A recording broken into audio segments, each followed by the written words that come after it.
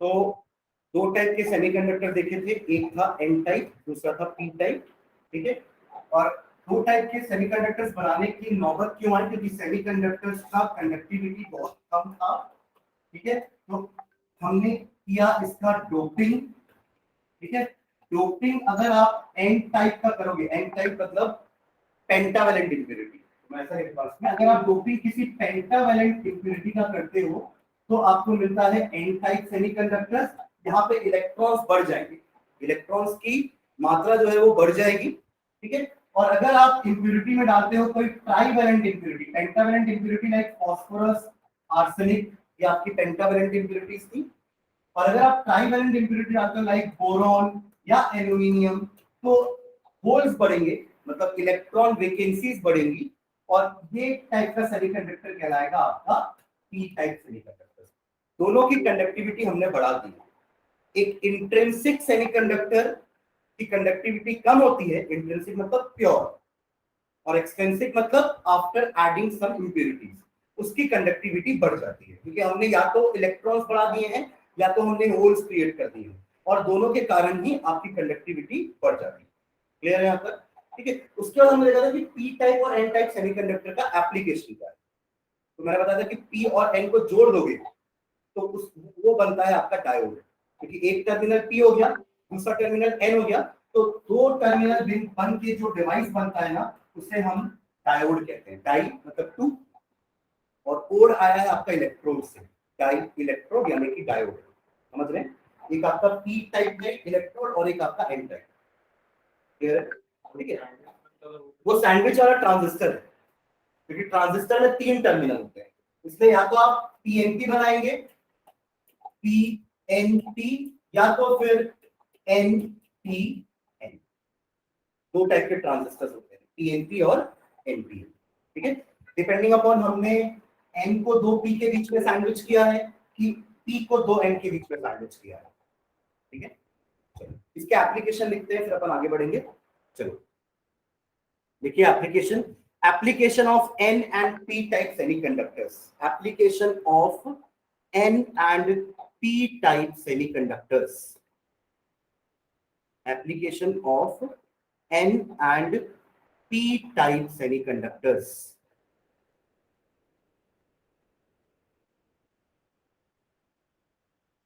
application of N and P type semiconductors, इसमें लिखना various combination of N and P type semiconductors, various combination of N type and P type semiconductors, N type and P type semiconductors are used for making various combinations of, हमने अभी ये दो तो combination देखे, दो का combination होगा तो डायोड बनेगा, तीन का कॉम्बिनेशन होगा तो ट्रांजिस्टर बनेगा। तो various combinations of N type and P type semiconductors are used for making electronic components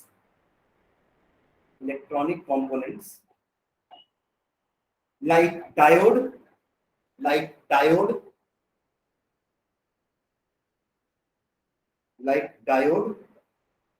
bracket में लिखना, combination of N and P type semiconductor, combination of N and P type semiconductors, combination of N and P type semiconductor, ठीक है। Comma डाल के transistors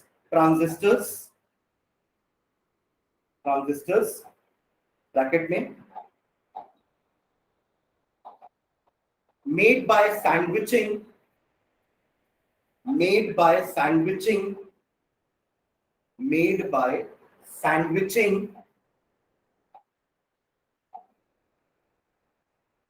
a layer of one type of semiconductor,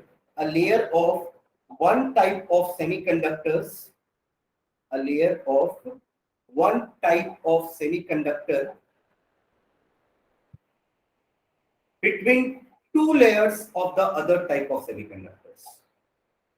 ये line समझ में आ रही है? Sandwiching one type of semiconductor between two layers of other type of semiconductors, मतलब अगर n बीच में है तो आजू बाजू p होगा, अगर p बीच में है तो आजू बाजू n होगा। Sandwiching between two layers of the other type of semiconductors, ठीक है। हाइफन डाल के npn और pnp, हाइफन डाल के ब्रैकेट में, ये पूरा ब्रैकेट के अंदर ही लिख लेना ट्रांजिस्टर के बारे में, हाइफन डाल के ब्रैकेट के अंदर ही npn और pnp, npn और pnp, ठीक है। नीचे लिखना, diodes are used in making rectifier, diodes are used in making rectifier, diodes are used in making rectifier,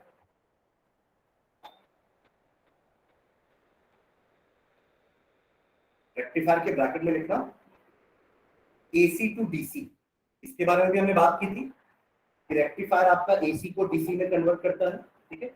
Whereas transistors are used to amplify, transistors are used to amplify,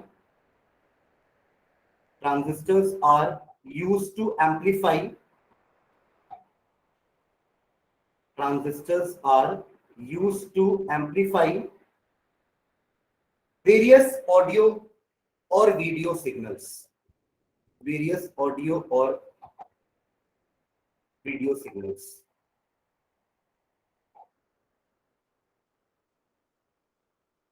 ठीक है। इसी में एक सबलाइन डालना, 13 and 15, ऐसा करके देखना, 13 and 15 और 12 and 16, 13 एक सब हेडिंग है ये, 13 and 15 और 12 and 16 कंपाउंड्स,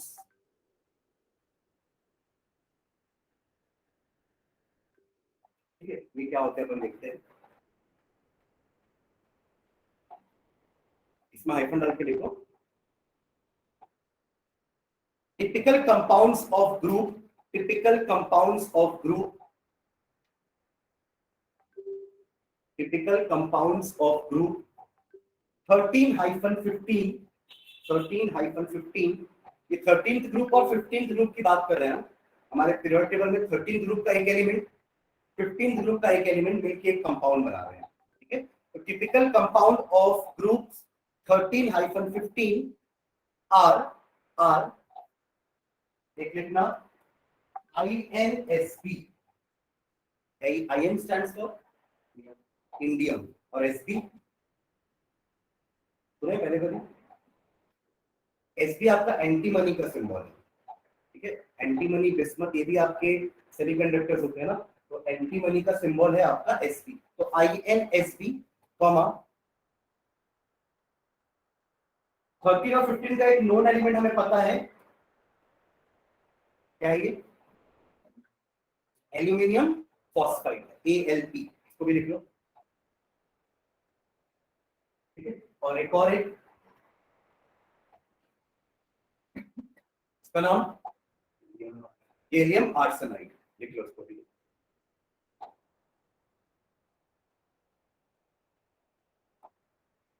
ठीक है।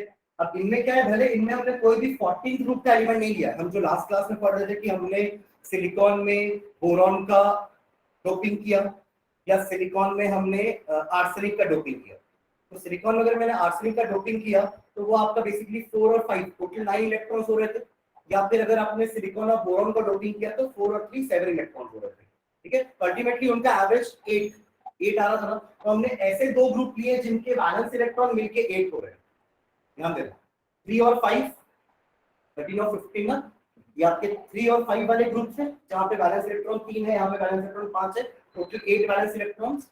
वैसे यहाँ भी 6 and 2, समझ में आ रहा है मैं क्या बोलना चाह रहा हूँ, ठीक है। कुछ एग्जांपल 12-16 के भी लिखना, हाँ, examples of 12-16, 12-16 compounds are, 12-16 compounds are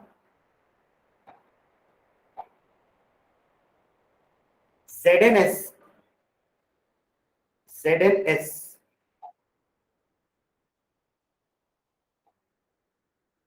ये क्या हो जाएगा? हाँ, जिंक सल्फाइड, ठीक है। कॉमा, एक और लिखना, CdS, CdS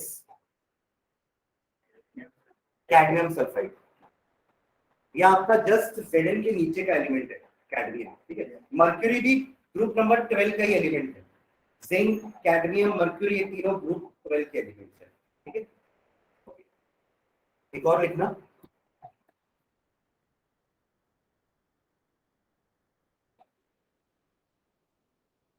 CdSe, CdSe, CD तो आपका कैडमियम हो गया, और ये होता है आपका सेलेनियम। चाहो तो नाम लिख लो उसका, अगर ऐसे ही नहीं पता है तो। Selenium, SELENIUM, selenium.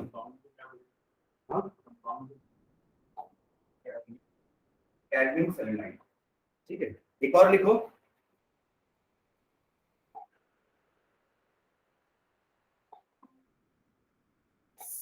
HgTe, Hg तो पता है ना, टेलुरियम, Te, ठीक है।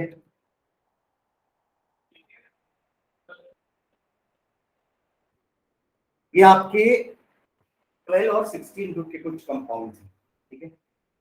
मर्क्यूरी टेलुराइड है ना, जैसे वो सेलेनाइड था, ये आपका टेलुराइड। चलो इनके बारे में 2 लाइन लिखना नीचे। In these compounds, in these compounds, in these compounds, the bonds are not perfectly covalent. In these compounds, the bonds are not perfectly covalent, are not perfectly covalent. Covalent नहीं है ना, क्योंकि आपके ये सारे मेटल्स हैं। कोवेलेंट तब होता है जब आपका दोनों नॉन मेटल्स होते हैं, जैसे आपका सिलिकॉन और एक बोरॉन के साथ क्या बन रहा था, सारे कोवेलेंट बॉन्ड बन रहे थे। हमने जो सिलिकॉन के साथ एक और क्या डोप किया था, आर्सेनिक, ये भी आपका पूरा कोवेलेंट बॉन्ड बना रहा था। बट यहाँ पे मेटल्स, तो ये प्योरली कोवेलेंट बॉन्ड तो नहीं बनाएंगे, तो आयनिक नेचर होगा बॉन्ड का, तो वही लिख रहे हैं अपन कि in this compounds the bonds are not perfectly covalent and the ionic nature depends, and the ionic nature depends, and the ionic nature depends on the electronegativity, on the electronegativity, and the ionic nature depends on the electronegativities of the element, electronegativities of the element,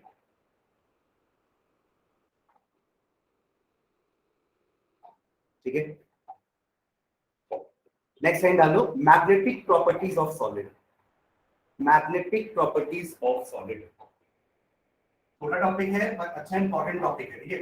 magnetic properties of solid,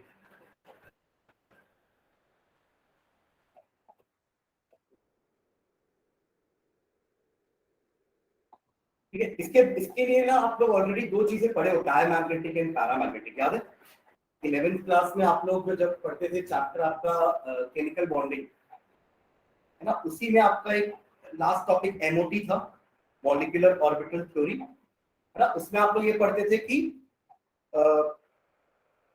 अगर किसी के पास unpaired electrons हैं, आप अगर MOT बनाए हो किसी का मॉलिक्यूलर ऑर्बिटल का डायग्राम, एनर्जी लेवल डायग्राम, तो आपको दिखता था कि कितने अनपेड इलेक्ट्रॉन हैं, कितने पेयर्ड इलेक्ट्रॉन्स हैं, बॉन्डिंग एंटी बॉन्डिंग ऑर्बिटल्स बनाते थे ना, और उसमें इलेक्ट्रॉन्स का प्लेसिंग करते थे। इस टाइप का डायग्राम बनता है, देखो मैं बता रहा हूं, हो सकता है याद आ जाए। ऐसा टाइप का डायग्राम बनाते थे, देखे तो होंगे कभी कभी। हाँ, तो उसमें हम ऑक्सीजन के बारे में बात करते थे कि ऑक्सीजन पैरामैग्नेटिक है कि ऑक्सीजन डायमैग्नेटिक है, कि वो एक गैस है ना। तो हर एक एलिमेंट की मैग्नेटिक प्रॉपर्टी होती है, या तो वो डायमैग्नेटिक होता है या तो वो पैरामैग्नेटिक होता है, ठीक है। बट सॉलिड्स की 3 और प्रॉपर्टी होती है, it can be ferromagnetic, it can be anti ferro, it can be ferrimagnetic. उसके बारे में हम बात करेंगे, पर पहले हम बात करेंगे उन दो की जो हम ऑलरेडी पढ़े हैं, डायमैग्नेटिक एंड पैरामैग्नेटिक। समझ में आ रहा है क्या बोल रहा हूँ मैं? ठीक है, तो बेसिकली ये डायमैग्नेटिज्म होता क्या है, हर इलेक्ट्रॉन जो है वो एटम के अराउंड में रिवॉल्व कर रहा है, राइट? ये पता है, हर एक इलेक्ट्रॉन आपके न्यूक्लियस के अराउंड रिवॉल्व कर रहा है और खुद अपने ऑर्बिटल में भी रोटेट कर रहा है। समझ रहे मैं क्या बोल रहा हूँ?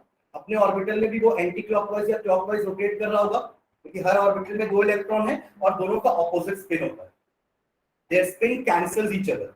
तभी तो बोलते हैं कि अनपेड इलेक्ट्रॉन है तो पैरामैग्नेटिक, क्योंकि उसके पास कुछ ना कुछ नेट स्पिन होगा। नेट स्पिन का मतलब है कि अगर चारों इलेक्ट्रॉन्स अनपेयर्ड है तो सबका spin half half half half है ना, प्लस हाफ माइनस हाफ करते थे ना quantum numbers. Spin quantum number क्या होता था कि अगर आपके ऑर्बिटल में एक इलेक्ट्रॉन क्लॉकवाइज है, एक इलेक्ट्रॉन एंटी क्लॉकवाइज रोटेट कर रहा है, तो उसका spin quantum number plus half और इसका माइनस हाफ होगा। तो नेट स्पिन आप जीरो बोलते थे ऑर्बिटल का, क्योंकि दोनों आपके कैंसिल करते थे एक दूसरे के स्पिन को। समझ रहे हैं क्या बोलना चाह रहा हूँ? ठीक है, बट ऐसा तो पेयर्ड वाले में होता है, इसलिए डायमैग्नेटिज्म मतलब आपके एक भी अनपेयर्ड इलेक्ट्रॉन्स नहीं है। तो ऐसे मटेरियल क्या होते हैं ना, एक्सटर्नल मैग्नेटिक फील्ड के प्रेजेंस में ये रिपेल होते हैं। अगर आप इस टाइप के मटेरियल को, जिसके पास कोई भी अनपेयर्ड इलेक्ट्रॉन नहीं है, यानी कि वो डायमैग्नेटिक मटेरियल है, उसको अगर आप एक एक्सटर्नल मैग्नेटिक फील्ड में रखते हो तो वो उस मैग्नेटिक फील्ड से रिपेल होता है। अब एक एक्सटर्नल मैग्नेटिक फील्ड कैसे जनरेट करेंगे? आप एक नॉर्थ पोल ले लो, एक साउथ पोल ले लो, नॉर्थ पोल रख दो, एक साउथ पोल रख दो मैग्नेट का, तो नॉर्थ से साउथ की तरफ आपको मैग्नेटिक फील्ड का डायरेक्शन दिखेगा। क्लियर है? ये होगी मैग्नेटिक फील्ड जनरेट। समझ में आ रहा है मैं क्या बोलना चाह रहा हूँ? ये जो एक्सटर्नल मैग्नेटिक फील्ड मैं बोल रहा हूँ, इसे अपन दो मैग्नेट को रख के बना सकते हैं। क्लियर है? आप लोगों को समझ में आ रहा है? Sania, Vanshika, Mahi, Sanjay? Yes sir. Yes sir. जो पांच हम पढ़ने वाले हैं उसमें सबसे पहले दो है आपका, एक डायमैग्नेटिक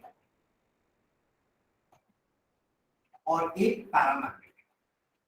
ये दो तो आपके हर टाइप के मटेरियल के में होता है, भले वो लिक्विड क्यों ना हो, वो गैस क्यों ना हो, वो सॉलिड क्यों ना हो। डायमैग्नेटिक एंड पैरामैग्नेटिक बिहेवियर सबके लिए अपन डिफाइन करते हैं। ठीक है, बस पहचान कैसे होगी कि डायमैग्नेटिक मटेरियल के पास no unpaired electrons, there will be no unpaired electrons, पहला चीज। ठीक है, और दूसरा चीज, ये आपके मैग्नेटिक फील्ड में रिपल्शन फील करेगा। है ना क्लियर? ये मैग्नेटिक फील्ड में क्या करेगा? रिपल्शन फील करेगा। क्लियर है एवरीवन? आप लोग को आ रहा है समझ में?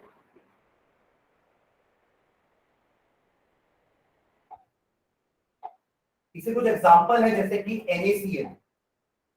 अगर आप सोडियम क्लोराइड का स्ट्रक्चर बनाओगे तो आपको दिखेगा कि वहां पे कोई भी अनपेयर्ड इलेक्ट्रॉन नहीं है, there are no lone pairs. ठीक है, NaCl। एक होता है आपका TiO2, टाइटेनियम ऑक्साइड। ठीक है, और एक होता है आपका V2O5, नाम सुने? Vanadium pentoxide. क्या होता है? Vanadium pentoxide. क्लियर है ये बात? ठीक है, सेकंड बात करते हैं पैरामैग्नेटिक। ठीक है, पैरामैग्नेटिक क्या होगा? इसके पास अनपेयर्ड इलेक्ट्रॉन, कम से कम एक अनपेयर्ड इलेक्ट्रॉन होना चाहिए, ज्यादा भी हो सकता है, फिर आप उसको ऐसा बोलोगे कि it is strongly paramagnetic, it is weekly paramagnetic, पर कम से कम अनपेयर्ड इलेक्ट्रॉन तो होने चाहिए। तो at least it should have unpaired electron, at least one होना चाहिए। ठीक है, और ये इसका उल्टा इफेक्ट होगा, ये एक्सटर्नल मैग्नेटिक फील्ड में क्या होगा? ये रिपेल हो रहा है तो ये अट्रैक्ट होगा। समझ रहे हैं एवरीवन? वंशिका, सानिया, समझ में आ रहा है? Sanjay, Mahi? Yes sir. Yes sir. है ना? इसके लिए भी एग्जांपल लिख देते हैं, मैं आपसे डिवाइड करूंगा। इसके लिए भी एग्जांपल लिख देता हूं मैं। एक आता आपका होता है Cu2 पॉजिटिव। Cu2 पॉजिटिव का मतलब क्या होगा? कॉपर आपका 29 होता है, कॉपर का एटॉमिक नंबर क्या होता है? 29। यहां से समझना, 29 बोले तो 3d10 4s1 कॉन्फ़िगरेशन। याद है वो एक्स्ट्रा स्टेबिलिटी के लिए 4s का एक इलेक्ट्रॉन जंप करके 3d में चला जाता है। अदरवाइज आपके अंडरस्टैंडिंग के हिसाब से 3d9 4s2 होना चाहिए था कॉन्फ़िगरेशन। याद आ रहा है सबको कॉन्फ़िगरेशन? एक बताऊंगा 2 मिनट में। 1s2 atomic number 29, 1s2 2s2 2p6 3s2 3p6। ठीक है, ये आपका पूरा थर्ड पीरियड खत्म हो गया। फोर्थ पीरियड में आने के बाद पहले 4 का s भर आता है, बाद में 3 का d भर आता है। ठीक है, तो लिखते समय अपन d पहले लिखते हैं, तो 3 पहले लिखेंगे और 4 बाद में लिखेंगे, पर भरते समय 4s पहले भर आएगा। अब कितने हो गए यहाँ पे? 2 2 4 और 6 10 11 12 12 6 18 19 20 और 9 29। ऐसा होना चाहिए था हमारे हिसाब से। But to gain extra stability fully filled orbitals are more stable, इसलिए यहां का एक इलेक्ट्रॉन जंप करके यहां आ जाता है। तो ये एक्चुअली में 10 होता है और ये 1 होता है। ये आपका है कॉन्फ़िगरेशन किसका? कॉपर का। This is the configuration of copper. मैंने एग्जांपल क्या लिया? Copper 2 positive. Copper 2 positive ions are paramagnetic, ऐसा मैं बोल रहा हूं, right? Copper 2 positive ions are paramagnetic. अब कॉपर 2 पॉजिटिव बनेगा कैसे? पहले एक इलेक्ट्रॉन लूज करेगा तो कॉपर 1 पॉजिटिव बनेगा। वो इलेक्ट्रॉन कहां से लूज करेगा? 4s1 से। आउटर ऑर्बिटल तो वही है ना, तो पहला इलेक्ट्रॉन तो वहीं से जाएगा। एक इलेक्ट्रॉन गया, अब वो बन गया Cu1+, राइट? अब 3d10 में से एक इलेक्ट्रॉन जाएगा, भले मुश्किल होगी निकालने में, बट जाएगा वहीं से। मुश्किल क्यों होगी? क्योंकि वो एक्स्ट्रा स्टेबल है। वो एक्स्ट्रा स्टेबल है, तो उससे निकालने में हमें एनर्जी ज्यादा देनी पड़ेगी। तो आप ये कह सकते हो कि second ionization enthalpy of copper is very much higher because of the extra stability of 3d10 configuration. Am I clear? समझ में आ रहा है सबको? ठीक है, तो एक और इलेक्ट्रॉन आपने निकाल दिया, तो अब क्या बचा? 3d9 बचा। तो एक अनपेड इलेक्ट्रॉन है कि नहीं? एक अनपेड इलेक्ट्रॉन। समझ में आ रहा है आप लोग को? आप लोग हो कि नहीं, मेरे को तो समझ में नहीं आ रहा है, बोलते नहीं है। सान्या, माही? Yes, sir. Yes, sir. Okay, ठीक है। तो कॉपर 2 पॉजिटिव, वैसे ही Fe3 पॉजिटिव, ये भी आपका पैरामैग्नेटिक नेचर का होता है। क्लियर है एवरीवन? ठीक है, इसके लिए अपन एक और चीज पढ़ते थे, मैग्नेटिक मोमेंट। जैसे अपन बोल रहे हैं ना कि ये आपका मैग्नेटिक फील्ड में अट्रैक्ट होगा, ये मैग्नेटिक फील्ड में रिपेल होगा, तो कितनी इंटेंसिटी से अट्रैक्ट होंगे या रिपेल होंगे? कितनी इंटेंसिटी से अट्रैक्ट होंगे या रिपेल होंगे? हो सकता है धीरे से अट्रैक्ट हो सकता है बहुत तेजी से अट्रैक्ट हो, दोनों पॉसिबिलिटी है ना, या धीरे से रिपेल हो या तेजी से रिपेल हो। वो डिपेंड करेगा कि उनकी इंटेंसिटी कितनी है। उसी इंटेंसिटी को डिफाइन करने के लिए अपन एक वर्ड यूज करते हैं, मैग्नेटिक मोमेंट, और उसको अपन निकालते हैं, एक फॉर्मूला होता है, उसको अपन डिनोट करते हैं म्यू से, और उसका एक फॉर्मूला है अंडर रूट में n इंटू n+2, जहां पे n होता है number of unpaired electrons, number of unpaired electrons. अब जैसे कॉपर 2 पॉजिटिव के पास एक ही अनपेयर्ड इलेक्ट्रॉन है, तो यहाँ पे आप n की जगह 1 रख दोगे। समझ मैं क्या बोलना चाह रहा हूँ? किसी के पास अगर 2 अनपेयर्ड इलेक्ट्रॉन्स होंगे तो आप यहाँ पे n की जगह 2 रख दोगे। क्लियर है सबको? ये समझ में आ रहा है? मैग्नेटिक मोमेंट, मैग्नेटिक मोमेंट का ये जैसे डाइपोल मोमेंट होता था, डाइपोल मोमेंट सुने ना कि दो oppositely charge particle separated by a distance is known as dipole, वैसे ही ये मैग्नेटिक मोमेंट। ठीक है, तो इसका निकालने के लिए अपन फार्मूला किसका यूज करते हैं? अनपेयर्ड इलेक्ट्रॉन्स का। कितने अनपेयर्ड इलेक्ट्रॉन्स है उसके हिसाब से आपका मैग्नेटिक मोमेंट हाईएस्ट बढ़ता जाएगा, और उतना ज्यादा उसकी इंटेंसिटी बढ़ेगी अट्रैक्ट होने की या रिपेल होने की। तो इसका तो मैग्नेटिक मोमेंट 0 होगा क्योंकि इसके पास तो कोई भी अनपेयर्ड इलेक्ट्रॉन नहीं है, राइट? यहां तक क्लियर है सबको? तो ये डायमैग्नेटिक और पैरामैग्नेटिक सबके पास होता है, ये नेचर सबके पास होता है। गैस भी होगा तो भी होगा, लिक्विड भी होगा तो भी होगा। एक्स्ट्रा जो 3 हम पढ़ने वाले हैं वो सॉलिड के लिए होता है स्पेशली, और वो 3 है आपके, एक होता है फेरोमैग्नेटिक, एक होता है एंटी फेरो, और एक होता है फेरीमैग्नेटिक। ठीक है, तीनों के बारे में अपन अभी पढ़ते हैं एक-एक करके। देखो क्या होता है ना, सॉलिड्स के पास हमने पढ़ा ना मेटालिक सॉलिड्स कैसे होते हैं, अंदर कर्नल होता है, याद है? मेटालिक बॉन्डिंग, आपके जितने भी मेटल एटम्स होंगे वो अपने इलेक्ट्रॉन लूज कर देते हैं, अंदर वो पॉजिटिव चार्ज बन के रहेंगे और साथ में उनके आसपास इलेक्ट्रॉन्स भी रहते हैं। और वो पॉजिटिव चार्ज को हम कर्नल बोलते हैं। याद आ रहा है ये चीज? फर्स्ट या सेकंड क्लास में अपन सॉलिड स्टेट की पढ़े थे, मेटालिक सॉलिड जब हम पढ़ रहे थे मैंने आपको बताया था कि इसके अंदर मेटालिक बॉन्डिंग होगी, और मेटालिक बॉन्डिंग किसके किसके बीच में होती है? Those free electrons and those kernel. मैंने बताया था कि कैसे ये सारे कर्नल आपस में एक साथ अटैच है, बिकॉज उनके बीच बीच में फ्री इलेक्ट्रॉन्स है जो उनको अट्रैक्ट किए हुए हैं। एक कर्नल दूसरे कर्नल के बीच में फ्री इलेक्ट्रॉन्स है जो उन दोनों को अट्रैक्ट किए हुए हैं। समझ में आ रहा है ये चीज? अब क्या होता है, ये पॉजिटिव और ये नेगेटिव, ये दो पोल हो गए, एक तरह का डाइपोल क्रिएट होता है आपके सॉलिड्स के अंदर, जो कि लिक्विड और गैस में नहीं हो पा रहा है। इससे लिक्विड और गैस बस यही दो टाइप का मैग्नेटिक बिहेवियर शो कर पाते हैं। समझ रहे हैं मैं क्या बोलना चाह रहा हूं? या तो अट्रैक्ट होंगे या तो रिपेल होंगे, या तो अट्रैक्ट होंगे या तो रिपेल होंगे। ठीक है, अब जब मैं फेरोमैग्नेटिक की बात कर रहा हूं या एंटी फेरो या फेरी की बात कर रहा हूं, तो यहां हम बात करेंगे कि कितना ज्यादा अट्रैक्ट होंगे, है ना, कितना हाईएस्ट अट्रैक्शन होगा तीनों में, और वो डिपेंड करेगा कि डाइपोल का ओरिएंटेशन कैसा है। डाइपोल जो मैंने ये बात की ना कि आपके सॉलिड्स में डाइपोल होते हैं, वो डाइपोल भी क्यों होते हैं मैं आपको बता रहा हूं यहाँ पे।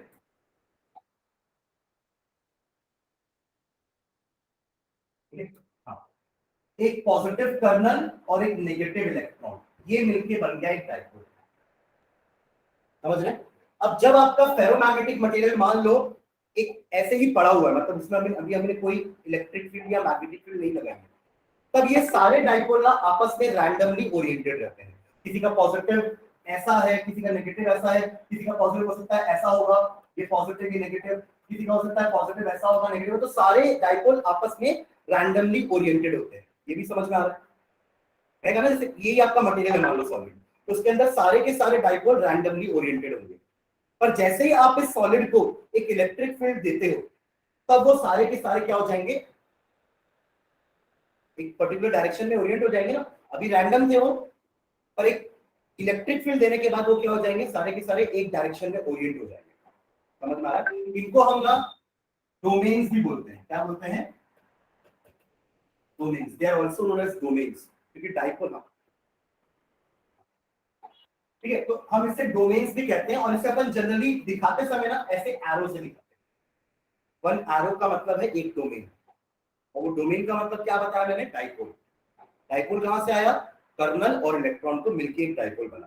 समझ में आ रहा है? कनेक्टिविटी मेंटेन हो रही है ना? क्या समझ में है ना? तो अल्टीमेटली मैं आगे बनाऊंगा सारे एरोस ऐसे, तो समझ जाना ये एरो का मतलब क्या है? एक डोमेन। और ये डोमेन सिर्फ सॉलिड में ही हो सकते हैं। ये डोमेन सिर्फ कहां होंगे? सॉलिड्स में ही होंगे। ठीक है, तो क्या होता है जब आप तीनों में ये चीज करोगे, इलेक्ट्रिक फील्ड अप्लाई करोगे, तो फेरोमैग्नेटिक में क्या होता है ना, सारे डोमेन्स एक जैसे अलाइन हो जाते हैं। सारे डोमेन्स एक जैसा अलाइन हो जाते हैं। इससे आपका जो अट्रैक्शन है वो बहुत ज्यादा बढ़ जाता है, अगर सारे एक जैसे अलाइन है तो। एंटी फेरो में क्या होता है? अब देखो, जरूरी नहीं कि सब एक जैसे ही अलाइन हो सकता है एक ऐसा अलाइन हो और दूसरा इसके बराबर ऐसे अलाइन हो, तीसरा ऐसा अलाइन हो, चौथा ऐसा हो जाए। मतलब equal number of upward arrow बना रहा हूं मैं, उतने ही नंबर ऑफ डाउनवर्ड एरो बना रहा हूं मैं। इसका मतलब क्या होगा कि they will cancel out each other. Domains एक दूसरे को क्या कर देंगे? कैंसिल। डाइपोल एक दूसरे को कैंसिल कर देंगे। तो डाइपोल का डाइपोल मोमेंट होता है, तो इन लोगों का डाइपोल मोमेंट बहुत ज्यादा होगा, बट इनका डाइपोल मोमेंट जीरो होगा। समझ में आ रहा है? और जरूरी तो नहीं है कि हर बार इक्वल नंबर ऑफ एरोज होंगे दोनों टाइप के। ऐसा भी हो सकता है कि 3 अपवर्ड एरो है और 2 डाउनवर्ड एरो, ऐसा भी हो सकता है। समझ रहे हैं? तीनों पॉसिबिलिटी, या तो सब एक जैसे डायरेक्शन में अलाइन रहेंगे डोमेन्स, या तो वो ऐसे ऑपोजिट अलाइन रहेंगे और वो ऑपोजिट नंबर्स आपस में इक्वल होते हैं, या तो वो अनइक्वल होंगे। तीनों के समझ में आ रहा है? फेरो, एंटी फेरो एंड फेरी। आप तीनों का आ रहा है समझ में? चारों को? Yes, sir. तो इस केस में they behave like a magnet, behave like a magnet. इसका एक बेस्ट एग्जांपल मैं आपको बताता हूं, Fe, आयरन। आयरन क्या होता है? अगर आयरन को एक कॉपर वायर लपेट दो आयरन में और उसमें इलेक्ट्रिक सप्लाई कर दो, तो वो खुद मैग्नेटाइज हो जाता है। पढ़े ये चीज अपन? Electromagnet, permanent magnet. Electromagnet temporary magnet होते हैं, बट इलेक्ट्रोमैग्नेट इंडक्शन तो दूसरा चीज हो गया। मैं इलेक्ट्रोमैग्नेट की बात कर रहा हूँ। इलेक्ट्रोमैग्नेट कैसे बनाते हैं? ये आपका एक आयरन का पीस है, आप इसमें कॉपर वायर को बाउंड कर दो और उसको इलेक्ट्रिसिटी पास करा दो, तो ये भी एक मैग्नेट बन जाएगा। पर अगर ये इलेक्ट्रोमैग्नेट है तो ये टेम्पररी होगा, जैसे ही आपने सप्लाई ऑफ करी इसका मैग्नेटिज्म भी गायब हो जाएगा, इसका मैग्नेटिज्म भी डिसअपियर हो जाएगा, ठीक है। बट अगर आपका आयरन हार्ड आयरन है, आयरन भी दो टाइप के होते हैं, एक सॉफ्ट आयरन होता है, सॉफ्ट मतलब ऐसा नहीं कि दबा रहे तो पिचक रहा है, ऐसा नहीं। सॉफ्ट आयरन का मतलब होता है कि it can be easily magnetize और डीमैग्नेटाइज, ऐसा आयरन जिसको आप आसानी से मैग्नेटाइज या डीमैग्नेटाइज कर सकते हो। इलेक्ट्रिक सप्लाई दोगे तो मैग्नेटाइज हो जाएगा, सप्लाई बंद करोगे तो डीमैग्नेटाइज हो जाएगा, जिससे अपन इलेक्ट्रोमैग्नेट्स बनाते हैं। बट परमानेंट मैग्नेट बनते हैं आपके हार्ड आयरन से, तो ये वही है हार्ड आयरन। आप जब इस हार्ड आयरन को इलेक्ट्रिसिटी सप्लाई दोगे, सारे के सारे डोमेन्स, सारे के सारे डाइपोल या सारे के सारे डोमेन्स एक डायरेक्शन में अलाइन हो जाएंगे, इससे आपका डाइपोल मोमेंट बढ़ जाएगा। डाइपोल मोमेंट क्या होगा इसका? मैक्सिमम। ये सब वेक्टर क्वांटिटी है ना, डाइपोल मोमेंट क्या है आपका? एक वेक्टर क्वांटिटी है। अगर एक डाइपोल इस तरफ है, दूसरा डाइपोल इस तरफ है और दोनों बराबर मैग्नीट्यूड के हैं तो they will cancel out each other. आप लोग पढ़ते थे ना केमिस्ट्री में, केमिकल बॉन्डिंग में, कि क्यों आपका BF3 मॉलिक्यूल, बोरॉन की इलेक्ट्रोनेगेटिविटी कम है, फ्लोरीन की इलेक्ट्रोनेगेटिविटी ज्यादा है, उसके बावजूद भी इसका डाइपोल मोमेंट 0 होता है। ये 11th का क्वेश्चन था। उसका रीजन क्या है कि ये डाइपोल मोमेंट इस तरफ है और इन दोनों का वेक्टर सम जो है वो ऐसा है और ये दोनों एक दूसरे को कैंसिल होते हैं। समझ में आ रहा है? इसके dipole moment 0। Am I clear? अब ये सारे एक डायरेक्शन में अलाइन है तो इन सबका डाइपोल मोमेंट एक तरफ ही होगा, तो आप जब वेक्टर सम करोगे तो सारे के सारे ऐड हो जाएंगे आपस में, ठीक है। तो इसमें आपको मैक्सिमम डाइपोल मोमेंट मिलेगा। इसके साथ एक और एक निकल, आयरन, कोबाल्ट, निकल बोलते हैं ना, ये तीनों आपके फेरोमैग्नेटिक मटेरियल होते हैं, आयरन, कोबाल्ट एंड निकल। इसके अलावा क्रोमियम ऑक्साइड CrO2, ये भी आपका एक फेरोमैग्नेटिक मटेरियल, क्लियर है? तो इसकी स्ट्रेंथ हम डाइपोल मोमेंट देख के बताते थे, सॉरी मैग्नेटिक मोमेंट देख के बताते थे, और इसकी स्ट्रेंथ हम डाइपोल मोमेंट देख के बताते थे। दोनों को म्यू से डिनोट कर रहे हैं अपन, both are denoted by mu, dipole moment also and magnetic moment also. But यहाँ पे अपन अनपेड इलेक्ट्रॉन की हेल्प से मैग्नेटिक मोमेंट निकालेंगे और यहाँ पे अपन डाइपोल का फॉर्मूला क्या होता था? याद है किसी को डाइपोल मोमेंट का formula? Charge into distance. Dipole moment का फॉर्मूला क्या होता था? Charge into distance between them.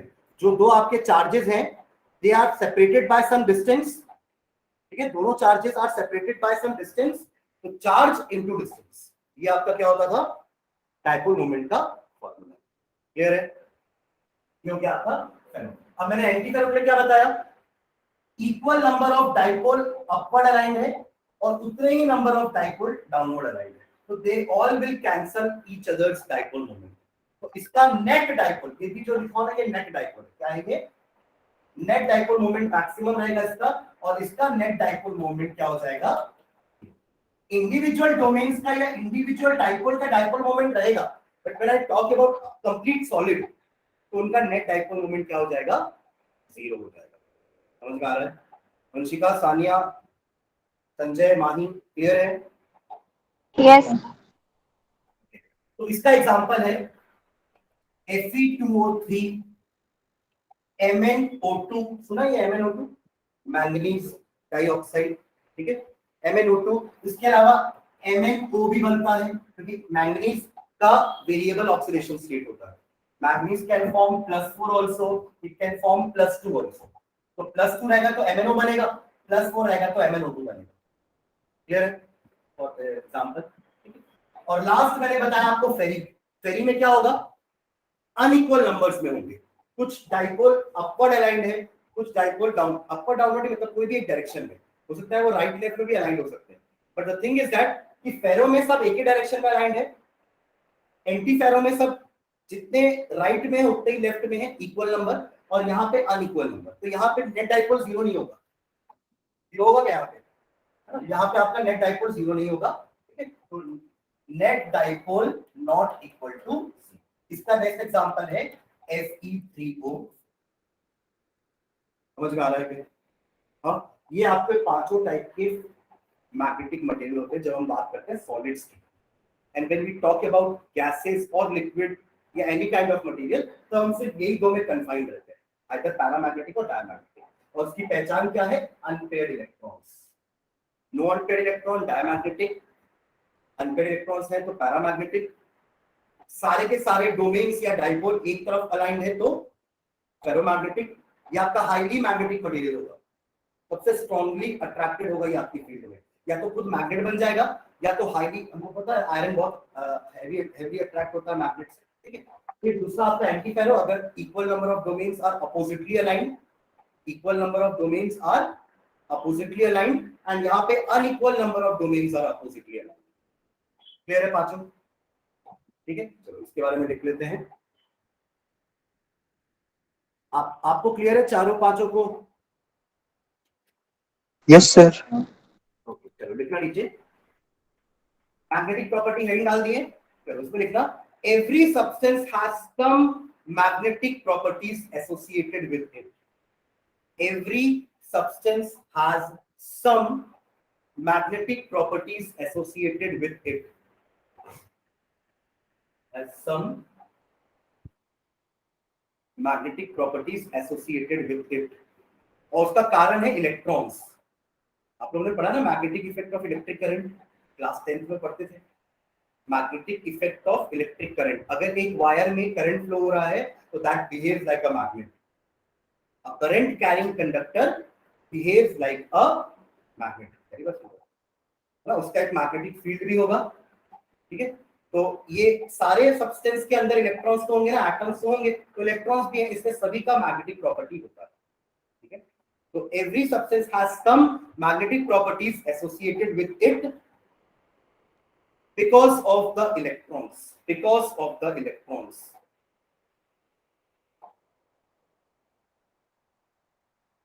Because of the electrons, उसके स्पिन के कारण, बिकॉज वो दो टाइप का मूवमेंट कर रहा है, एक न्यूक्लियस के अराउंड और एक खुद अपने ही ऑर्बिटल में, क्लॉकवाइज या एंटी क्लॉकवाइज। तो फर्स्ट ऑफ एक लाइन वो भी लिखना, each electron in an atom, each electron in an atom behaves like a tiny magnet, behaves like a tiny magnet, behaves like a tiny magnet, full stop। Its magnetic moment originates from, its magnetic moment originates from, its magnetic moment originates from two types of motion, its magnetic moment originates from two types of motion।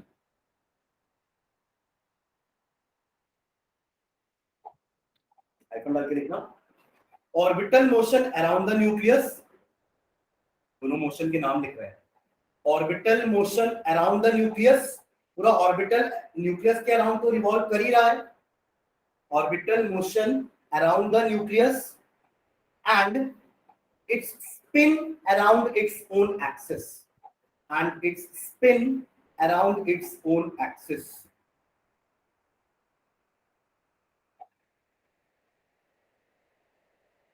ठीक है, next paragraph लिखना, on the basis of magnetic properties, on the basis of magnetic properties, on the basis of magnetic properties, substances can be classified into 5 categories। substances या solids भी लिख सकते हो आप लोग, can be classified into 5 categories। ये पांचों दिया है ना आपको, into 5 categories। सबसे पहला पैरामैग्नेटिज्म, पैरामैग्नेटिज्म, पैरा, ये पहले लिख रहे हो, पैरामैग्नेटिज्म, ठीक है। इसमें आइकन डाल के लिखना, these are weakly attracted by a magnetic field, these are weakly attracted by magnetic field।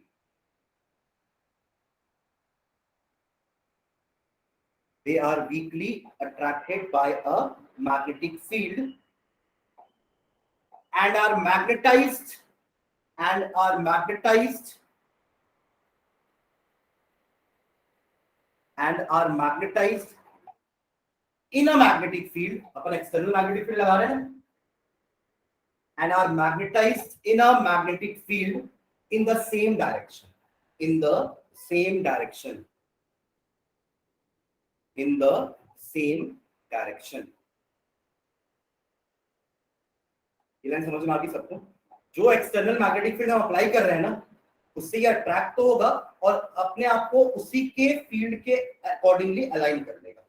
ठीक है, फुल स्टॉप. एक लाइन और लिखना है इसके बारे में. It loses its magnetism. It loses its magnetism. It loses its magnetism in the absence of magnetic field. In the absence of magnetic field. In the absence of magnetic field. ठीक है. और एक लाइन और लिखना अपन को unpaired electron के बारे में, और एक एग्जांपल लिखेंगे. ठीक है, एक लाइन और लिखो. It is due to the presence of paramagnetism. Is due to the presence of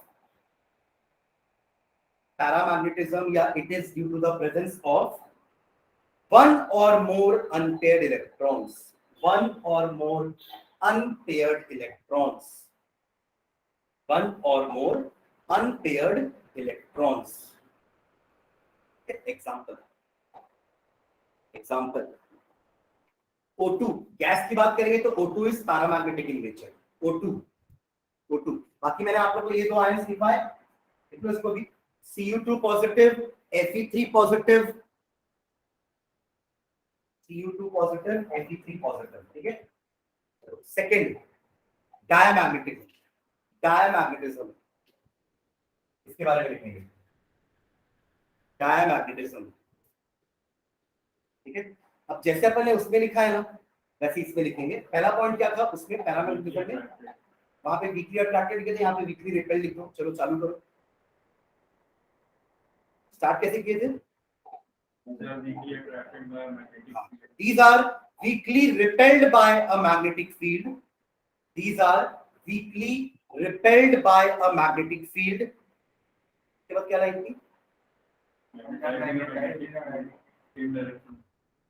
हाँ, तो वीकली मैग्नेटाइज लिखना उसको.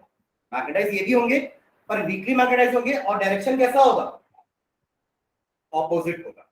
याद रखना, सेम मत लिख देना. समझ रहे मैं क्या बोल रहा हूँ? संजय, वंशिका, माही, सानिया, आप लोग फॉलो कर रहे हो मुझे? Yes sir. ठीक है. They are weakly magnetized in the direction opposite to the magnetic field.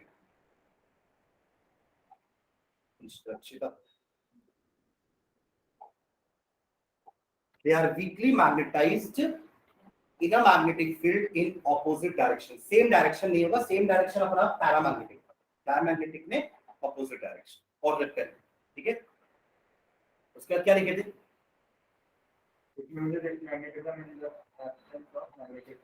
ठीक है, ये तो खैर वीकली मैग्नेटाइज छोड़ दो.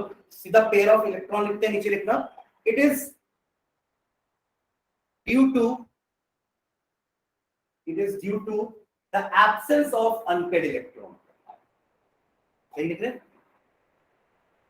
या नो अनपेड इलेक्ट्रॉन भी लिख सकते हैं, बट ये एब्सेंस ऑफ अनपेड इलेक्ट्रॉन. एक भी अनपेड इलेक्ट्रॉन नहीं होंगे. No unpaired electrons. इसे तो पेयरिंग वाले एक दूसरे के मोमेंट को कैंसिल कर दे रहे हैं, तो कोई आपका नेट मैग्नेटिक मोमेंट इसका नहीं होगा. ठीक है. एग्जांपल क्या क्या लिखा अपन? NaCl, TiO2, P2O5 लिख लो एग्जांपल्स. H2O भी इसका एग्जांपल, वाटर. ठीक है. डन. चलो थर्ड लिखना फेरोमैग्नेटिज्म.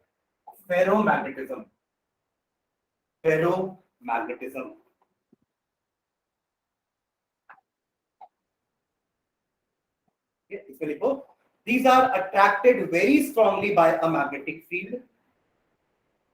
आप बोल सकते हो कि फेरोमैग्नेटिज्म, सुनो ना, फेरोमैग्नेटिज्म पैरामैग्नेटिज्म का थोड़ा सा बड़ा रूप है. क्योंकि पैरामैग्नेटिज्म में अपन ने वीकली अट्रैक्टेड लिखा है, यहाँ अपन स्ट्रांगली अट्रैक्टेड लिखा है. ठीक है. तो क्या लिखे हैं? These are attracted very strongly. these are attracted very strongly by a magnetic field, by a magnetic field. Full stop. These substances can be permanently magnetized. जैसे मैंने आपको आयरन का एग्जांपल बताया ना, these substances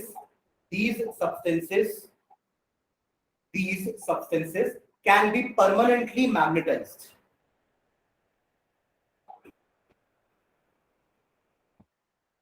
अब इनमें अंदर क्या होता है, जैसे अपन इसके बारे में तो बात करी कि अनपेयर्ड पेयर्ड इलेक्ट्रॉन्स है, इसके अंदर अपन बात की थी डोमेन्स की, है ना। वो डोमेन्स क्या बन रहे थे, कैसे बन रहे थे, positive ions and electrons.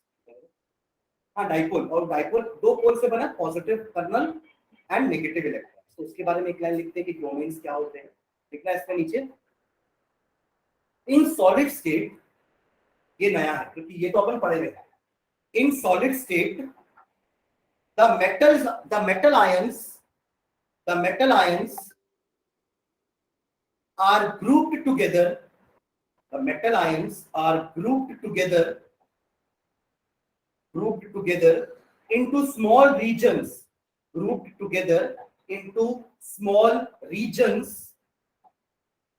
called domains.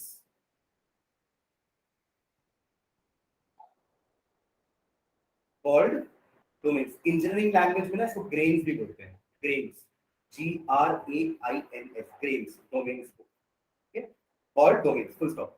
Each domain act as a tiny magnet, each domain act as a tiny magnet, each domain acts as a tiny magnet.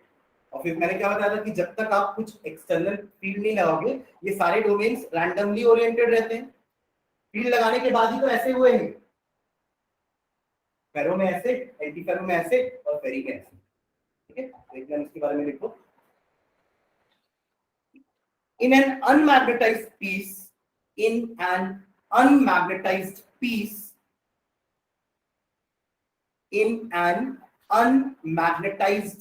Piece, these domains are randomly oriented.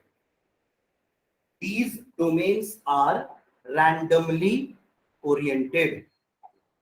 These domains are randomly oriented, and their magnetic moments cancel each other, and their magnetic moments gets cancelled, ऐसा करके देखो, and their magnetic moments get cancelled, ठीक है। अब अपन एक line ये लिखने वाले हैं कि जब आप इसको एक मैग्नेटिक फील्ड में रखोगे तो सारे के सारे डोमेन्स अपने आप को एक ही डायरेक्शन में अलाइन करते हैं, तभी तो ये स्ट्रांगली अट्रैक्टेड है, ठीक है। देखो इसकी एक line, when the substance is placed in a magnetic field, when the substance is placed in a magnetic field, when the substance is placed in a magnetic field, all the domains gets oriented, all the domains gets oriented in the direction of magnetic field, in the direction of magnetic field.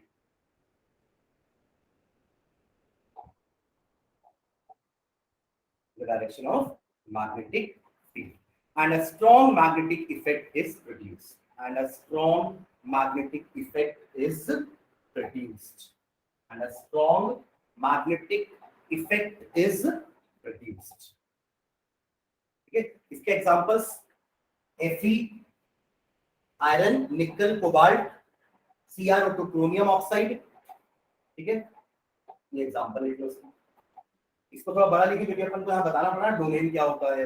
अब इन दोनों को ज्यादा बड़ा नहीं लिखना पड़ेगा, हम directly लिख सकते हैं कि domains are oppositely aligned, equal number of domains are oppositely aligned, तो कैंसिल होके नेट 0 हो जाएगा, ठीक है। तो फोर्थ लिखो, fourth anti ferromagnetism, anti ferromagnetism. अच्छा एक चीज और, अगर आप इससे मैग्नेटिक फील्ड हटा दोगे ना तो ये ऐसे ही अलाइंड रहेंगे, तभी तो अपन इसको परमानेंट मैग्नेट बोलते हैं ना, वो आयरन का पीस परमानेंट मैग्नेट हो जाएगा, ठीक है।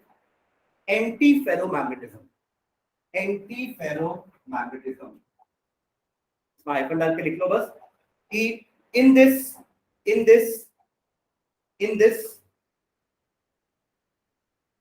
the domains are oppositely oriented, in this the domains are oppositely oriented in this. The domains are oppositely oriented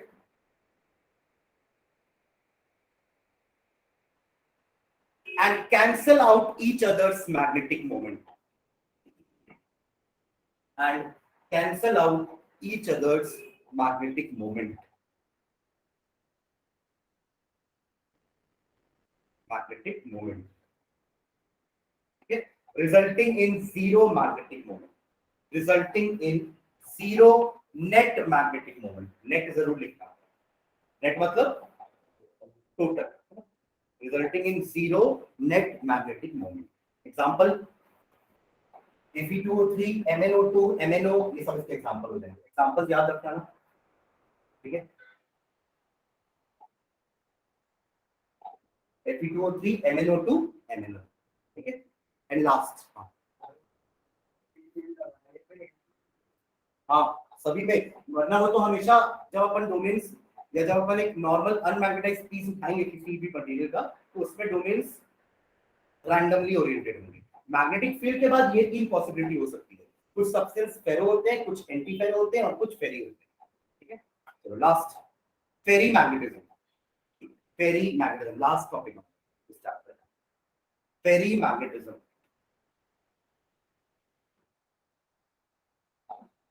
इसमें लिखो, it is observed when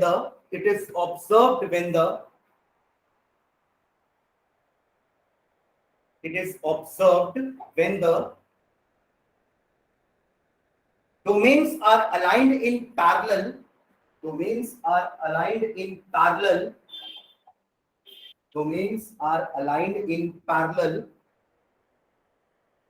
and anti-parallel directions. Domains are aligned in parallel and anti-parallel directions in unequal number. ये इसका main point है ना. In unequal numbers. In unequal numbers. तो इनके पास कुछ magnetic moment होगा, तो दे आर वीकली अट्रैक्टेड बोल सकते हैं. ठीक है, full stop. They are weakly attracted by magnetic field. Compare to, अगर अपन फेरो के साथ कंपैरिजन करेंगे ना, तो weakly attracted. They are weakly attracted by magnetic field.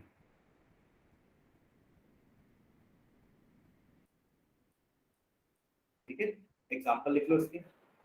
Fe3O4 एक आयरन का ओर होता है ना, मैग्नेटाइट बोलते हैं इसको. Fe2O3 को हम हेमेटाइट बोलते हैं ना. Haematite and magnetite, they are the ores of iron. इससे हम आयरन को मेटलर्जी करके एक्सट्रैक्ट करते हैं. सुना metallurgy, the process of extracting metal from its ore. तो ये दोनों आपके आयरन के ओर है. Fe3O4. एक और लिखना है इसमें एग्जांपल में, फेराइट्स. FeRRITES. फेराइट्स भी आपके आयरन के कंपाउंड होते हैं. जैसे आप लोग इसमें देख रहे हो सिर्फ आयरन और ऑक्सीजन है, तो इसको अपन आयरन ऑक्साइड्स बोलेंगे. These are iron oxides. Ferrites क्या होते हैं? अदर देन आयरन और ऑक्सीजन कुछ और एलिमेंट भी होगा. जैसे एक एग्जांपल लिखना, फेराइट्स करके एक एग्जांपल ब्रैकेट में लिख लो, MgFe2O4. MgFe2O4. It is an example of ferrite. ठीक है, ठीक है. ये आपका पांचों टाइप का मटेरियल है. ठीक है, तो एक बस नीचे डायग्राम तीनों का डोमेन का बना लेना कि एक में आप सारे डोमेन्स को एक साथ ओरिएंट करना. ये हो जाएगा आपका डायग्राम. किसका डायग्राम हो जाएगा? फेरो का. ये हो जाएगा आपका एंटी फेरो का. ठीक है, और ये हो जाएगा फेरी का.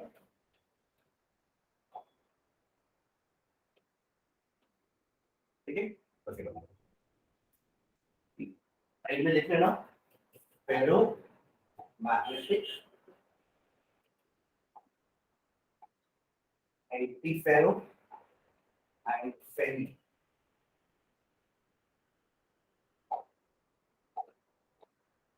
ठीक है, वंशिका, संजय, माही, सानिया, समझ में आ रहा है? Yes, sir. Yes.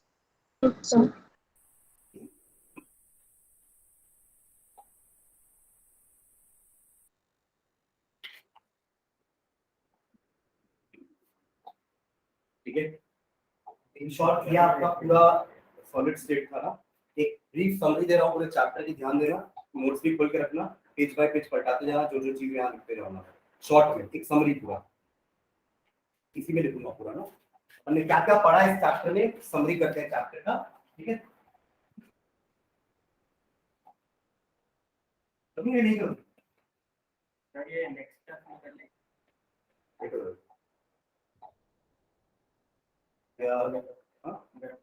5 मिनट लगेगा। ठीक है, अपन स्टार्ट किए थे पहले कि सॉलिड्स क्या होते हैं, व्हाट आर सॉलिड्स। सॉलिड्स को दो पार्ट में डिवाइड किए थे बेस्ड ऑन देयर अरेंजमेंट। एक था आपका एमॉर्फस, एक्चुअली इसलिए बता रहा हूँ कि अभी आप लोग इसको टेस्ट के लिए पढ़ोगे तो आप लोगों को पता है कि क्या क्या पढ़ना है। ठीक है, तो अपन ने पहले ऐसा डिवीजन किया था, फिर क्रिस्टलाइन की और एमॉर्फस की प्रॉपर्टीज देखे थे, है ना, उनके बीच में डिफरेंसेस देखे थे कि एक आइसोट्रोपिक है, एक एनाइसोट्रोपिक है, एक में रेगुलर पैटर्न होता है लॉन्ग रेंज तक, एक में रेगुलर पैटर्न नहीं होता है लॉन्ग रेंज तक, है ना। उसके बाद हमने क्रिस्टलाइन को भी 4 पार्ट में डिवाइड किया था, है ना। एक था आपका मॉलिक्यूलर सॉलिड्स, फिर था आपका आयनिक सॉलिड्स, एक थे आपके मेटालिक सॉलिड्स और एक आपके कोवेलेंट सॉलिड्स। हाँ कोवेलेंट। फिर मॉलिक्यूलर में और 3 टाइप के पढ़े थे, पोलर, नॉन पोलर, थर्ड जो आप बोल रहे हो हाइड्रोजन बॉन्डेड। ठीक है, सबका प्रॉपर्टीज और एग्जांपल्स याद रखिएगा। ठीक है, उसके बाद हम क्रिस्टलाइन को और ज्यादा फोकस किए थे कि इसका स्ट्रक्चर कैसा होगा। आप इसके स्ट्रक्चर को क्रिस्टल लैटिस बोलते हो, क्या बोलते हो, क्रिस्टल लैटिस। और उस लैटिस के अलग अलग पॉइंट्स को हम लैटिस पॉइंट्स बोलते हैं या लैटिस साइट्स बोलते हैं, जहां पे एटम्स रहते हैं। ठीक है, और ये पूरा क्रिस्टल लैटिस बनता कैसे है, छोटे छोटे छोटे छोटे पार्ट से, जिसको अपन क्या बोलते हैं, यूनिट सेल बोलते हैं, जिसको अपन रिपीट करते हैं इन 3 डायमेंशनल, तो हमारा पूरा का पूरा लैटिस बन जाता है, क्रिस्टल लैटिस बन जाता है। ठीक है, तो यहाँ पे अपने यूनिट सेल के टाइप्स देखे थे। एक आपका सिंपल यूनिट सेल, जिसमें सिर्फ आपका या प्रिमिटिव, सिंपल या प्रिमिटिव दोनों नाम उसके, जिसमें आपके एटम सिर्फ कॉर्नर्स में ही रहते हैं। फिर हमने देखा था एक सेंटर्ड वाले, सेंटर्ड में आपने पढ़ा था body centred, face centred, and centred. Body centred में आपके बॉडी के सेंटर में एक एटम था और सारे कॉर्नर में था। फेस सेंटर में हर फेस के सेंटर में था और कॉर्नर्स में था, और यहाँ पे कोई 2 ऑपोजिट फेस के सेंटर्स में था, और कॉर्नर में तो हर बार ही रहेगा। ठीक है, तो अकॉर्डिंगली सिंपल में एक एटम था, क्योंकि कॉर्नर वाले एटम 8 और के पार्ट होते हैं, तो उनका अपने सेल में, अपने यूनिट सेल में कंट्रीब्यूशन 1/8 होता है। तो इसलिए एक एटम सिंपल वाले सेल में होता है, बॉडी वाले में 2 होता है, फेस सेंटर वाले में 3 होता है, सॉरी 4 होता है। ठीक है, और एंड सेंटर में कितना होगा, 2 होगा, क्योंकि कॉर्नर का मिला के 1 और कोई 2 ऑपोजिट का मिला के 2 है, पर वो 2 को हाफ ऑफ करेंगे तो 1 ही होगा। समझ गए क्या, है ना। फिर हमने तीनों का पैकिंग फ्रैक्शन भी देखा था, याद आ रहा है, तीनों का पैकिंग फ्रैक्शन। बॉडी सेंटर्ड इसका नहीं देखे थे अपन पैकिंग फ्रैक्शन, बट इसका इन तीनों का देखे थे। इसका आ रहा था आपका कुछ 52.4% था शायद, है ना। इसका 68% था, और इसका 74 था कि 72 था, 74%। ये इनका पैकिंग एफिशिएंसी था। अच्छा, इसके पहले हमने ब्रावाइस लैटिस देखा था कि 7 टाइप के आपके यूनिट सेल्स हो सकते हैं, और इनको अगर आप अलग अलग टाइप्स में अरेंज करेंगे तो टोटल 14 ब्रावाइस लैटिस बनते हैं। याद आ रहा है, ये hexagonal, rhombic, orthorhombic, triclinic, monoclinic, याद आ रहा है। तो इस टाइप के अपन ने पूरे 14 ब्रावाइस लैटिस देखे थे, याद है। ठीक है, उसके बाद हमने देखा था आपके क्रिस्टलाइन सॉलिड्स का पैकिंग, ये पैक कैसे होते हैं। हमने पहले 1D से स्टार्ट किया था, फिर हमने 2D देखा था, फिर हम 3D में आए थे कि 3D में अगर आप एक लेयर रखते हो, उसके ऊपर दूसरी लेयर रखते हो, तो क्या होगा, दूसरी लेयर में आपको 2 टाइप के वॉइड मिल रहे थे, है ना। वो 2 टाइप के अगर आप एक टाइप के वॉइड्स में प्लेस करना चाहोगे तो सेकंड लेयर मिलेगी। अब सेकंड लेयर में 2 टाइप के वॉइड्स थे आपके, एक टेट्राहेड्रल वॉइड्स थे और एक ऑक्टाहेड्रल वॉइड्स थे। अच्छा, ये पैकिंग 2 टाइप की थी, एक थी HCP और एक थी CCP, हेक्सागोनल क्लोज पैकिंग, जिसको अपन AB टाइप का पैटर्न भी बोलते थे, याद है, AB टाइप ऑफ पैटर्न, और CCP ABC type of pattern. ये तब बनता जब अपन इसमें टेट्राहेड्रल वॉइड्स में प्लेसिंग करेंगे और ये ऑक्टाहेड्रल वॉइड्स में जब प्लेसिंग करेंगे तो थर्ड नई लेयर आएगी, इसके उसको सी नाम दिए थे, ABC ABC ABC type. Clear है ये? ठीक है। उसके बाद हमने देखा था कि टेट्राहेड्रल और ऑक्टाहेड्रल वॉइड कितनी होती है, याद है वाला पार्ट? अगर आपके नंबर ऑफ एटम्स n है तो उतनी ही नंबर ऑफ ऑक्टाहेड्रल वॉइड्स होंगी, पर tetrahedral voids double the number होंगी। इसका एक्सप्लेनेशन मैंने आप लोगों को बताया भी था और मैंने बोला भी था कि एनसीईआरटी के एक पेज में बॉक्स में दिया हुआ है। हमने देखा था ना कि कैसे tetrahedral void double the number हो रही थी, ऑक्टाहेड्रल वॉइड उतने ही नंबर में थी, राइट? ओके। उसके बाद हमने और क्या देखा था, इनका और तो वो रेडियस का रिलेशनशिप। टेट्राहेड्रल वॉइड और ऑक्टाहेड्रल वॉइड का रेडियस क्या होगा और एटम का रेडियस क्या होगा, small r and capital R. तो टेट्राहेड्रल में क्या रहा था, small r is equals to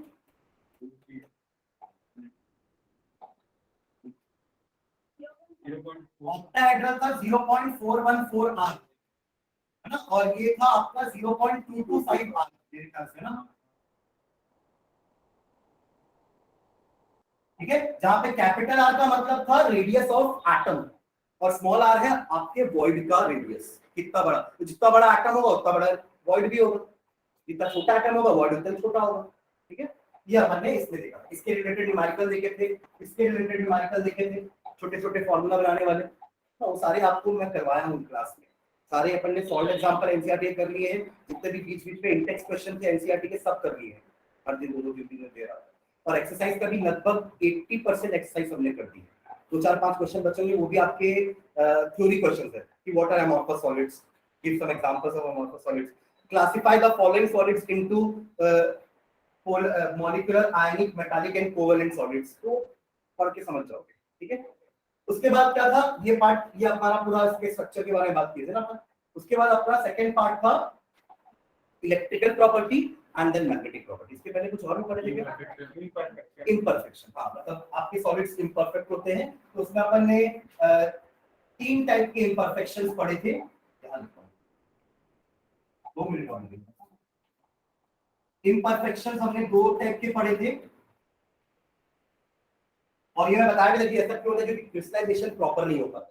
अगर प्रॉपर तरीके से आपका सॉलिड क्रिस्टलाइज नहीं हुआ है तो जो क्रिस्टल बनता है वो परफेक्ट नहीं होता है। आप भले लिखे हो कि रेगुलर अरेंजमेंट होता है लॉन्ग ऑर्डर, बट थोड़ा बहुत इरेगुलरिटीज आपके सॉलिड्स में रहती है, ठीक है। तो वो 2 टाइप की होती है, एक होता है आपका पॉइंट डिफेक्ट और एक होता है लाइन। अगर पूरा रो में डिफेक्ट है तो लाइन डिफेक्ट, अगर एक लैटिस साइट में डिफेक्ट है तो पॉइंट डिफेक्ट, ठीक है। और पॉइंट डिफेक्ट 3 टाइप के अपन पढ़े थे, एक स्टोइकोमेट्रिक, एक नॉन स्टोइकोमेट्रिक और एक आपका इम्प्योरिटी डिफेक्ट। इंटरस्टिशियल तो स्टोइकोमेट्रिक के अंदर था, मैं इसलिए बोला था उस दिन नंबरिंग अच्छे से करो, तो फिर गलत क्यों बता रहा है? सॉलिड डिफेक्ट के 2 थे ना। हाँ, तो वो तो स्टोइकोमेट्रिक के अंदर ही पढ़े थे ना। स्टोइकोमेट्रिक अपन 4 पढ़े थे, सामने बुक है आप लोग के, तब नहीं बता पा रहे थे, इसलिए मैं बोला कि कॉपी पलटाते जाओ, जो बताते जाना। पहला पढ़े थे अपन वैकेंसी, फिर पढ़े थे इंटरस्टिशियल, फिर पढ़े थे फ्रैंकल, ये दोनों नॉन आयनिक डिफेक्ट्स हैं, और फ्रैंकल, और चौथा था शॉर्ट की। स्पेलिंग चेक करना, मैं सही लिखा हूं शॉर्ट की डबल टी है ना कि डबल ओ है, ठीक है। शॉर्ट बोल रहे हैं ना, शॉर्ट टी में ज्यादा फोकस है, टी ज्यादा है, ठीक है। स्पूट नहीं बोल रहे हैं, स्पूट बोलते तो ओ में ज्यादा फोकस है, शॉर्ट बोल रहे हैं मतलब टी में ज्यादा फोकस है, टी डबल होगा, ठीक है। ओके, नॉन स्टोइकोमेट्रिक में अपन 2 देखे थे, एक मेटल एक्सेस वाला और एक मेटल डेफिसिट वाला। मेटल एक्सेस में अपन 2 टाइप का देखे थे, याद है? मैं आगे आ रहा हूं कि लोग पीछे जा रहे हैं, है ना। एनायनिक वैकेंसी क्रिएट हो रही है या वाकई में मेटल बढ़ रहा है, दोनों ही केस में आपका स्टोइकोमेट्री डिस्टर्ब हो जाएगा। और इंप्योरिटी डिफेक्ट तो एक ही टाइप का देखे थे, वो स्ट्रॉन्शियम वाला याद रखना, ठीक है। ये आपका पूरा इंप्योरिटी। उसके बाद इंप्योरिटी में ना, शायद आप लोग को या किसी बुक में पढ़ो तो इंप्योरिटी में वो एन और पी दोनों आ जाएगा। अपन हालांकि इसको इलेक्ट्रिकल प्रॉपर्टी में पढ़ेंगे, है ना, बट ये इंप्योरिटी डिफेक्ट में आपका वो एन और पी टाइप भी आ जाएगा, क्योंकि अपन एन और पी टाइप बनाए कैसे थे? डोपिंग करके तो बनाए थे ना, डोपिंग करके तो बनाए हैं। डोपिंग मतलब इंप्योरिटी ऐड करना, तो वो भी आपका इंप्योरिटी डिफेक्ट के अंदर ही आएगा। तो अपन ने नेक्स्ट भी देखा था इलेक्ट्रिकल प्रॉपर्टीज। इलेक्ट्रिकल प्रॉपर्टीज में हमने देखा कि आपके मटेरियल्स, आपके सॉलिड्स हो सकते हैं या तो कंडक्टर्स, या तो वो हो सकते हैं इंसुलेटर्स या तो वो हो सकते हैं आपके सेमीकंडक्टर्स। हमने तीनों को दो तरीके से डिफाइन किया था। पहले तरीके से था आपका कंडक्टिविटी के बेसिस में, याद है, first on the basis of conductivity, जिसमें कंडक्टर की कंडक्टिविटी हाई होती है, इसकी एकदम लो होती है, इसकी मीडियम होगी। और दूसरा हमने बात की थी बैंड थ्योरी की, याद आ रहा है बैंड थ्योरी?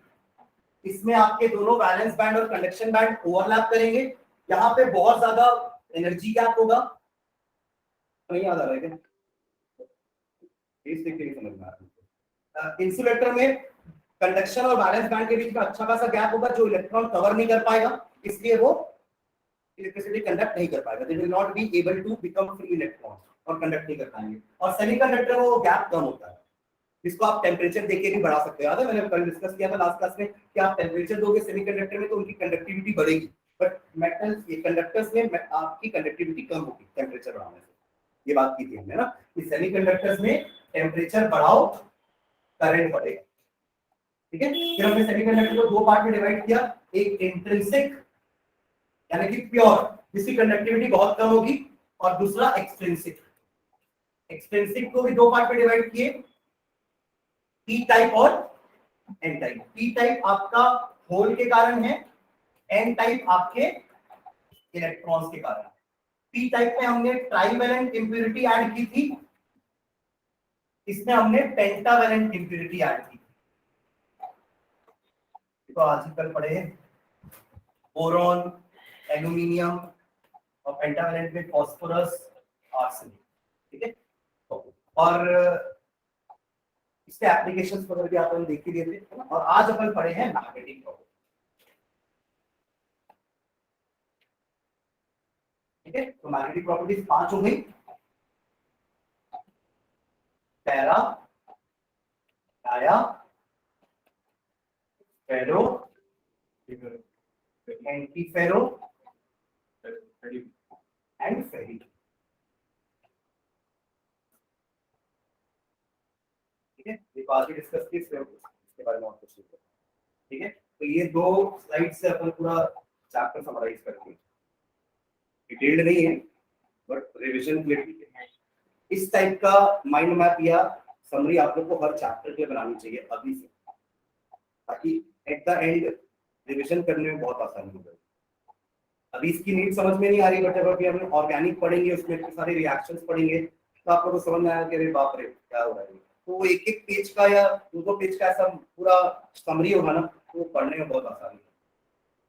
ठीक है, एकदम डिटेल में हर चीज का डेफिनेशन थोड़ा लिखना है, बस ये रहना कि अच्छा यहाँ इसमें ऐसा ये था, फेरो में ऐसा होता था, एंटीफेरो में ऐसा होता था, फेरी में ऐसा होता था, पोलार आपका ऐसा था, तो ऐसे याद हो जाएगा आपको चीज।